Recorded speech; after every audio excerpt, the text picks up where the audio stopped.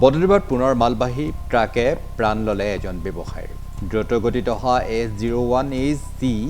8851 নম্বৰৰ মালবাহী ট্ৰাকে মহতিয়াই নিলে AS2H8154 নম্বৰৰ মটৰচাইকেল আৰোহী নিশা শান্তিজান বজাৰৰ পৰা ব্যৱসায়ী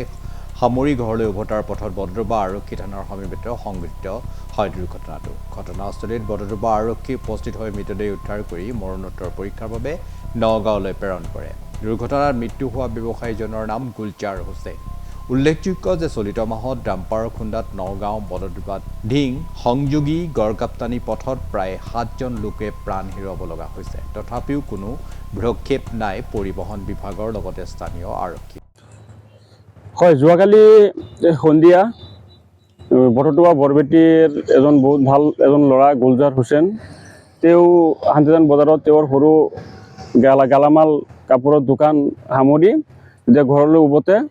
তেওঁ বৰটোৱা ঢিং নগাঁও সংযোগী গড়কাপ্তানিৰ পথত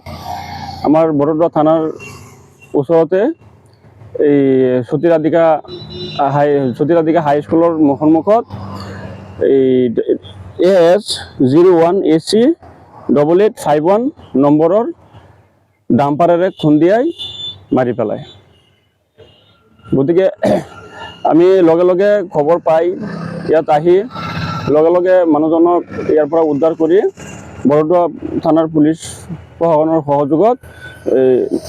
এইটো উন্নত চিকিৎসাৰ বাবে নগাঁও BPCH হস্পিটেললৈ প্ৰেৰণ কৰা হয় মৃত ব্যক্তিজন চিনাকি হৈছে নেকি চিনাকি হৈছে তেওঁৰ নাম গুলজাৰ হুছেইন তেওঁৰ ঘৰ বৰটোৱা বৰবেটি কিহৰ কাৰণে এনেকুৱা প্ৰায় দুৰ্ঘটনা সংঘটিত হ'বলগীয়া হৈছে এইটো আচলতে ক'বলৈ গ'লে এই ৰাস্তাটো বৰ্তমান মানে একেবাৰে টু লেন পূৰ্ণ হোৱাত মানে কিছুমান গাড়ীয়ে মানে অভাৰ মানে লিমিটত মানে একদম